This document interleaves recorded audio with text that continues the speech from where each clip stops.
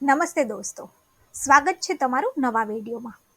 આજનો જે વિડીયો છે એની અંદર આપણે જોઈશું કે ઓડા જે છે એ આવાસ યોજના અંતર્ગત મકાન તો લોકોને આપે જ છે, પણ ઘણીવાર ઘણી દુકાનોની પણ આની અંદર હરાજી થાય છે।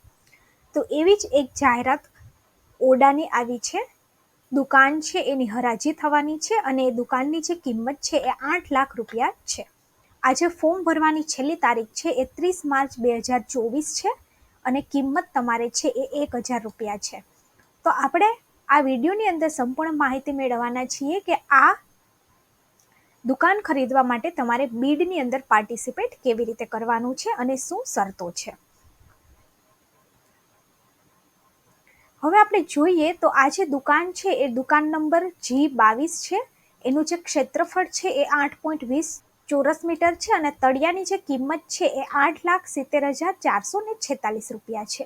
એડ્રેસ છે એ કૃષ્ણધામ 1 શોપિંગ સેન્ટર વેજલપુર TP25 આ જગ્યાએ આવેલી છે અને બે દુકાન છે।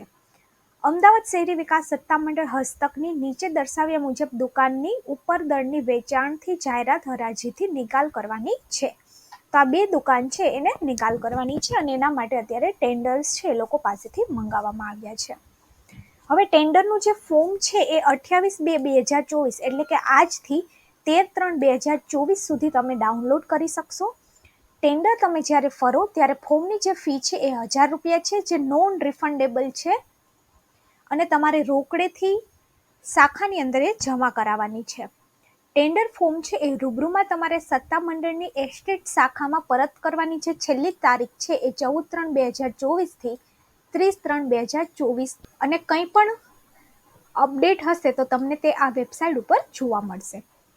મુખ્ય કારોબારી અધિકારી ઓડા છે એનો આ એક પરિપત્ર છે। હવે આ જે છે એ છે ફોર્મ।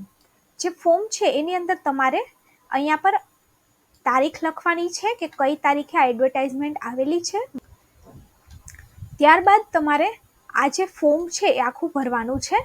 ટેન્ડર ફોર્મની કુલ રકમ 1000 રૂપિયા છે, જે નોન રિફંડેબલ છે। અહીંયા પહોંચનો નંબર અને તારીખ લખવાની છે અને તમારે ડિપોઝિટ પેટે 1 લાખ રૂપિયા ભરવાના છે અને એમાં પણ પહોંચની નંબર અને તારીખ લખવાની છે। આ જે છે તમારે કચેરી સાથે ફોર્મની સાથે જમા કરાવવાની છે।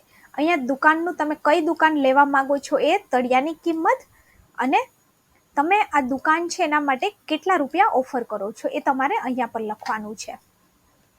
હવે અમુક શરતોની આપણે વાત કરીએ તો અમુક શરત છે એ આ છે, જેમ કે જે અરજદાર હરાજીમાં ભાગ લેવા ઈચ્છતા હોય તેઓએ ડિપોઝિટ ભર્યાની પહોંચ સહનિયત નમૂનામાં અરજી ફોર્મ ભરી અમદાવાદ શહેરી વિકાસ સત્તામંડળ ઉસ્માનપુરા આશ્રમ રોડ અમદાવાદ।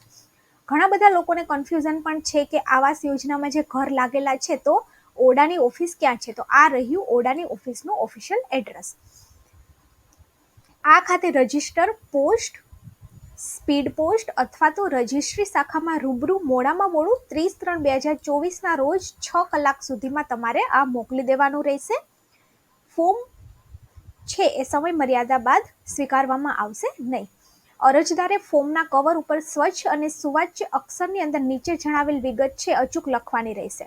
શું લખવાનું છે તો કે આ લખવાનું છે કે દુકાન વેચાણની તબદીલ કરવા અંગે એસ્ટેટ શાખાની જાહેર નિવેદન સંદર્ભે અરજદાર શ્રીનું નામ અહીંયા પર, સરનામું અને એમનો કોન્ટેક્ટ નંબર, શોપિંગ સેન્ટરનું નામ અને દુકાન નંબર, કઈ દુકાન નંબર માટે તમે હરાજીમાં ભાગ લેવા માંગો છો એ તમારે અહીંયા પર મેન્શન કરવાનું છે કવરની ઉપર।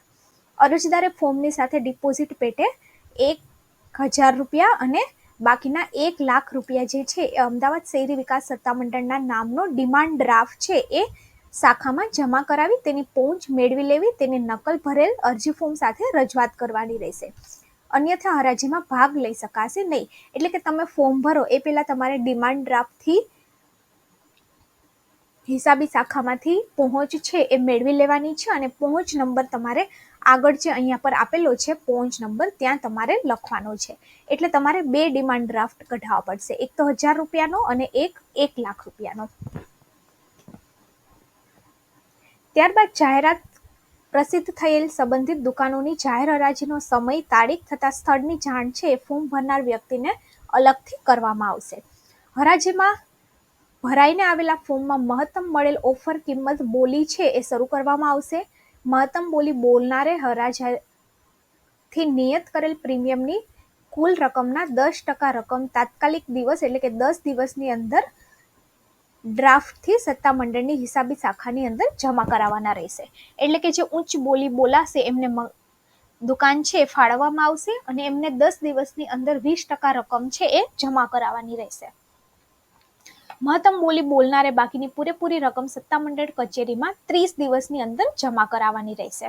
અને જો 30 દિવસથી તારીખ છે એ લંબાવે તો વધારેના દિવસો માટે બાકી રહેતી રકમ પર વાર્ષિક 15% લેખે વ્યાજ છે એ ચૂકવવાનું રહેશે. રૂપિયા ભર્યા છે એ તો નોન રિફંડેબલ છે, પરંતુ તમે જે 1 લાખ રૂપિયા ભર્યા છે એ તમને 45 દિવસની અંદર પરત કરવામાં આવશે. દુકાનોના બાંધકામની જાળવણી, મેન્ટેનન્સ ખર્ચ, તે અંગેના તમામ ટેક્સ, સર્વિસ ટેક્સ, જમીન મહેસૂલ તથા સરકારી અર્ધ સરકારી કરવેરા, ચાર્જ, દર વગેરે જે દુકાન હરાજીમાં રાખનારે દુકાન ફાળવ્યા તારીખથી ભોગવવાના રહેશે. તળિયાની કિંમત છે એના ઉપર 5,000 રૂપિયાના ગુણાંકમાં ઓફર છે એ ભરવાની રહેશે.